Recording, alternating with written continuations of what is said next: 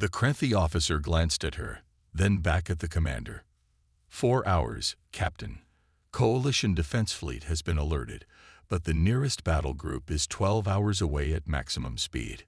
The concourse erupted into chaos as the news spread. Diplomats rushed toward their ships, security personnel scrambled to defensive positions, and station alarms began to wail. "Begin evacuation procedures," Vex Laren ordered, his skin pulsing with stress patterns. "Priority for diplomatic personnel. Prepare to abandon the station." "Commander," Elena interjected, "Proxima Station houses over 30,000 civilians, not counting the diplomatic delegations. You can't possibly evacuate everyone in 4 hours." "We will save who we can, Captain." The Silurian's tone was resigned. "The station's defenses might buy us an additional hour, but against 3 Dreadclaws." Elena activated her comm unit. "Jackson, prepare the Tenacity for immediate departure. Full combat protocols." Vix Laren stared at her. "Captain Vasquez, surely you don't intend to engage the Scourge fleet with your vessel. It would be suicide." "The alternative is to run and let thousands die," Elena replied. "That's not how Earth does things. Your courage is admirable, but misguided. Your antiquated ship." "Commander," Elena cut him off, "you might be surprised what an antiquated human ship can do. We'll position ourselves between the station and the approaching fleet. Every minute we buy is more lives saved." As Elena turned to leave, Vix Laren called after her. "Why would you sacrifice yourselves for a station of mostly non-humans?" Elena paused, looking back. "Because that's what it means to be part of a coalition, Commander. When we say we stand together, we mean it." 90 minutes later, the HSS Tenacity moved into position at the edge of the Proxima system. Behind them, a stream of ships flowed in the opposite direction, diplomatic vessels, luxury liners, and cargo ships carrying as many evacuees as they could hold. On the bridge, Elena surveyed her crew. Humans all, they represented Earth's finest, not because of technological superiority or natural advantages, but because they embodied the qualities that had carried humanity from their first tentative steps beyond their atmosphere to their place among the stars. Adaptability, ingenuity, and a stubborn refusal to accept impossible odds.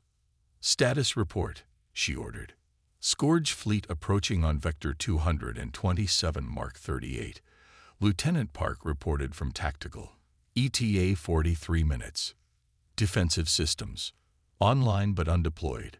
Chief Engineer Rodriguez answered from his station. Waiting your command to initiate Lazarus Protocol." Elena nodded. "Communications. Any response from the Scourge to our hails?" Lieutenant Kim shook her head. "None, Captain. Just the usual biological signal patterns. They're hunting." "Very well." Elena sat straight in her command chair. "All hands to battle stations. Initiate Lazarus Protocol. Phase 1. Throughout the ship, sealed compartments opened. Systems that had appeared to be obsolete storage units or non-functional components hummed to life. The Tenacity's power signature, which had previously registered as barely adequate for an aging vessel, suddenly spiked in ways that would confuse any sensor system attempting to categorize it. "Phase 1 complete," Rodriguez reported. "All integrations stable. Defensive screens at 100 and 80% of coalition standards." Elena allowed herself a small smile.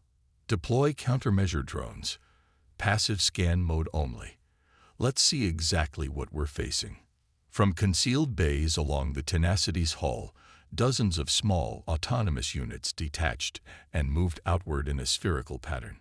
To any observer, they looked like debris or maintenance bots, certainly not the advanced sensor platforms they actually were.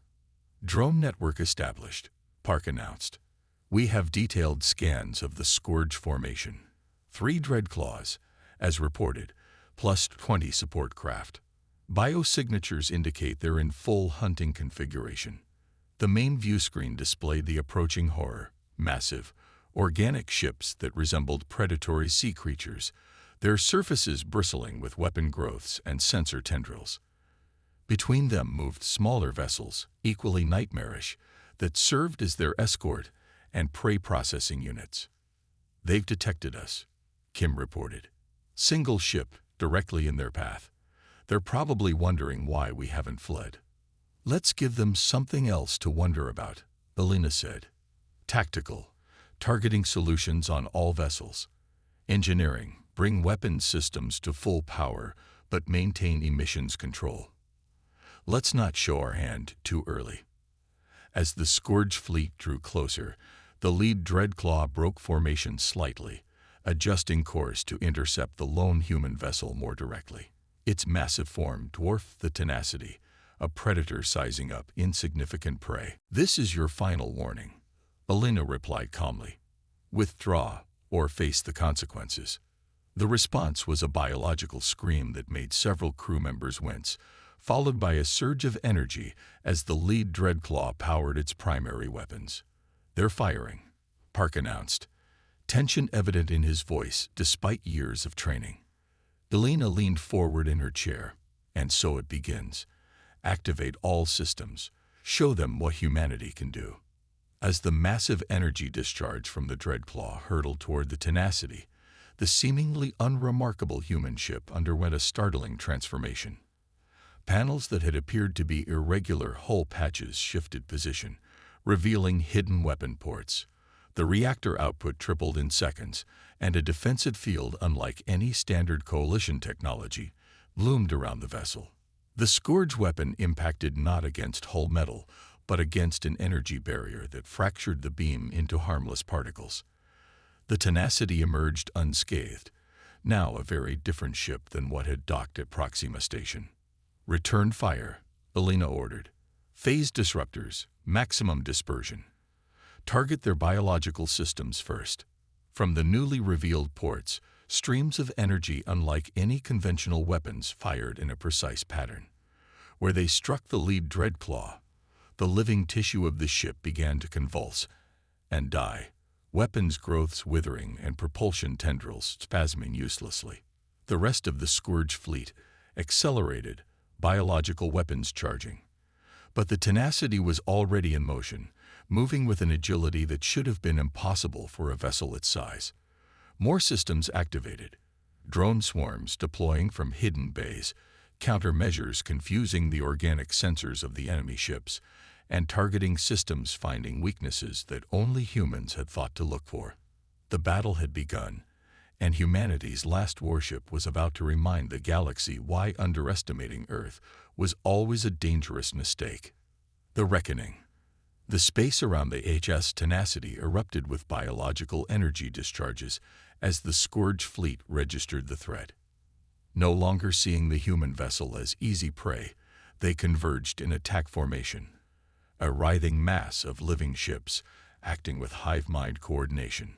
"Second wave incoming," Lieutenant Park called out, his fingers dancing across the tactical console. Multiple vectors. Alina watched the approaching salvos with calculated calm. Evasive pattern delta. Deploy countermeasure swarms 3 and 4. The Tenacity banked sharply, its outdated exterior belying the advanced inertial dampeners that allowed such maneuvers without liquefying the crew. From concealed ports along the ship's spine, hundreds of thumbnail-sized drones burst forth, forming the glittering cloud that intercepted the incoming biological projectiles. On the view screen, the miniature drones attached themselves to the living ammunition, injecting nanites designed specifically to target Scourge biological systems. The projectiles convulsed mid-flight, their trajectories faltering before they detonated harmlessly. "Countermeasures effective," Park reported. "Drone losses at 23%. Acceptable," Alina replied. "Engineer Rodriguez, status of our main weapons." "Phase disruptors at 87% efficiency," Rodriguez answered from his station, where he monitored systems that officially didn't exist. "Neutron cascade ready for deployment, but will only get one shot before the emitters burn out." Alina nodded. Taking out a single Dreadclaw was an achievement. Taking on an entire fleet required strategy. "Communications, broadcast on all frequencies, audio and visual," she ordered. Let them see us. Lieutenant Kim looked surprised but complied. Channel open, Captain. They'll receive everything. Elena stood, facing the view screen where the Scourge fleet loomed. Attention Scourge vessels. I am Captain Elena Vasquez of Earth. You've now witnessed a fraction of what this ship can do. One of your Dreadclaws is crippled. We can, and will destroy the rest. Withdraw immediately. The response came in the form of biological screams and a surge of activity as the two remaining Dreadclaws accelerated toward the Tenacity, their escort vessels spreading out to flank the human ship. They're not taking the hint, Jackson observed dryly. Scourge never retreat from prey that shows weakness, Elena replied. So let's show them something else. Tactical, target the nearest support vessels. Aim for their propulsion systems. Engineering, prepare to execute Lazarus Protocol Phase 2. The Tenacity's hidden weapons discharged again, this time striking 4 of the smaller Scourge ships. Rather than destroying them outright, the carefully calibrated beams severed the biological connections between their propulsion organs and control systems. The vessels began to drift, still alive but paralyzed. Phase 2 ready, Rodriguez reported, his voice tense. Captain, I should note that executing Phase 2 will permanently damage 30% of our systems. We won't be able to restore them without a full refit at Earth. Noted, Elena acknowledged. The alternative is not returning to Earth at all. Execute Phase 2. Throughout the ship, secondary systems shut down as power was redirected. The lights dimmed to emergency levels, life support reduced to minimal settings, and non-essential areas depressurized. In exchange, new systems emerged from the ship's structure, not merely hidden but integrated within the very framework of the vessel. The Tenacity's hull began to glow with a web-like pattern of energy conduits. Seams appeared where none had been visible before, and sections of the outer plating separated slightly, revealing a honeycomb structure beneath. Structural separation complete, Rodriguez announced. Metamaterial matrix online. Quantum field generators at maximum output. Deploy, Elena ordered. The separated hull sections launched outward, each a self-contained weapons platform guided by the ship's eye. They arranged themselves in a complex three-dimensional formation around the Tenacity, energy beams connecting them to the mothership and to each other. On the view screen, Elena could see the biological equivalent of confusion spreading through the Scourge fleet. Their coordinated attack faltered as sensors tried to make sense of what had just happened. One moment they had been closing on a single vessel, now they faced what appeared to be a small station bristling with weapons. Formation holding, Park reported. All platforms reporting ready. Fire, Elena commanded. Full spectrum assault. From each deployed platform, and from the Tenacity itself, energy weapons of various types fired simultaneously. Phase disruptors, quantum beams, gravitic lances, and technologies that had no formal names in coalition registries. The attack wasn't merely aimed at causing damage. It was designed to exploit the specific weaknesses of Scourge biology. 2 more support vessels ruptured immediately, their organic hulls unable to withstand the targeted assault. A third began to convulse as nanite swarms invaded its systems. The Dreadclaws, however, proved more resilient, their massive forms absorbing punishment that would have destroyed any conventional ship. Dreadclaws adjusting tactics, Park warned. They're synchronizing their biological fields. Energy readings spiking. They're charging for a combined discharge. Elena had anticipated this. Scourge Dreadclaws, when threatened, could channel their biological energy into a single devastating attack, one that would overload even the Tenacity's advanced defenses. All power to forward screens, she ordered. Prepare for impact. The combined blast from the 2 Dreadclaws struck the Tenacity's defensive field with catastrophic force. The energy barrier held for 3 seconds, then began to collapse inward. Shields failing. Rodriguez shouted over the sound of overloading systems. Hull breach on decks 4 through 7. The bridge shook violently as emergency bulkheads slammed shut throughout the ship. Warning signals blared as systems failed under the strain. Status of the metamaterial platforms. Elena demanded, gripping her chair as the ship bucked beneath her. Intact but power connection unstable, Park replied, working frantically. We've lost synchronization. Elena made a split-second decision. Initiate Lazarus Protocol final phase. Jackson turned to her, eyes wide. Captain, final phase hasn't been field tested. The simulation showed a 30% chance off. We don't have a choice, Commander. Elena cut him off. Execute now. Rodriguez nodded grimly and entered a complex series of commands. Final phase initiated. May whatever God you believe in help us all. The Tenacity's remaining power surged into the metamaterial platforms, which began to pulse with increasing intensity. Instead of firing weapons, they now projected quantum fields that interacted with each other and with the ship itself, creating a complex pattern of overlapping energies. On the view screen, space itself seemed to ripple around the Tenacity and its platforms. Light bent in impossible ways, and sensor readings became meaningless. The Dreadclaws paused their attack, biological sensors unable to interpret what they were seeing. This moment of hesitation was all Elena needed. Neutron cascade, she ordered.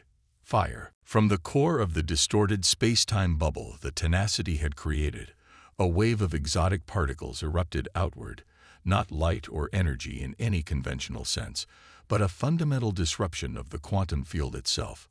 Where it touched the Scourge vessels, molecular bonds began to unravel. The effect was catastrophic and beautiful in its terrible efficiency. The living ships didn't explode. They simply came apart, breaking down from the inside out as the cascade triggered a chain reaction through their biological systems. In under 30 seconds, where there had been an armada of 23 Scourge vessels, there remained nothing but dispersing particles and fragmenting organic matter. On the Tenacity, systems failed in cascading sequence as the strain of what they had accomplished took its toll. Emergency lights flickered, and the artificial gravity fluctuated wildly. Damage report. Elena called out through the smoke now filling the bridge. Life support at 22%. Rodriguez coughed. Propulsion offline. Weapons systems burned out. We're dead in space, Captain. Casualties. Jackson consulted a flickering display. 17 confirmed, 43 injured. Sickbay is overwhelmed but functioning. Elena nodded solemnly. Communications. Lieutenant Kim worked her console, which sparked dangerously. Limited functionality. I'm picking up transmissions from Proxima Station. They sought everything, Captain. The evacuation has stopped. They're sending rescue ships. A grim satisfaction settled over Elena as she looked at her battered bridge and exhausted crew. They had done the impossible. A single outdated human ship had destroyed a Scourge battle fleet that could have ravaged an entire sector. Send acknowledgement, she told Kim. Inform them we require immediate assistance. 6 hours later, Elena stood in what remained of the Tenacity's observation lounge, watching as coalition vessels surrounded her crippled ship. Engineers in environmental suits swarmed across the hull, securing damaged sections and preparing for towing operations. Commander Vixlaren's voice came through her comm unit. Captain Vasquez, there are no adequate words in any coalition language for what you and your crew have accomplished today. Elena smiled faintly. Just doing our job, Commander. No, the Silurian replied, his tone uncharacteristically humble. What you did transcends duty. You saved over 30,000 lives on this station alone, and countless more throughout the sector that would have fallen to the Scourge. Through the viewport, Elena could see the first coalition battleships arriving. Too late for the fight, but in time to secure the area and assist with recovery efforts. The Coalition Defense Council is convening an emergency session. Vixlaren continued. There are questions about the technology your ship deployed. Technology that, according to official records, Earth does not possess. Earth has always been cautious about sharing all its capabilities, Elena replied carefully. We learned early in our history that appearances can be deceiving, sometimes intentionally so. The tenacity may look outdated, but it represents the culmination of 2 centuries of human ingenuity, hidden in plain sight. The commander mused. A strategy we did not expect from such a young species. Humanity survived on Earth by adapting and evolving, Elena said. We brought those same traits to the stars. A rescue shuttle docked with the tenacity, bringing medical personnel and emergency supplies. Soon, Elena knew, would come the officials, the investigators, and the diplomats, all wanting to understand what they had witnessed today. Earth would need to make decisions about how much to reveal, how much to continue hiding. The HSS Tenacity had been their ace in the hole, a single vessel carrying technologies developed in secret over generations. Now that secret was exposed, for better or worse. But one fact was already changing across the coalition. No one would look at human ships with dismissive amusement anymore. No one would underestimate Earth's contributions or question humanity's place among the stars. As coalition vessels surrounded the battered but undefeated Tenacity, carrying it home like a wounded hero, a new chapter in interstellar relations was beginning, one where humanity's voice would carry new weight, and where the phrase, "just a human ship," would never again be spoken with condescension. The Tenacity had lived up to its name, and in doing so, had rewritten humanity's future among the stars.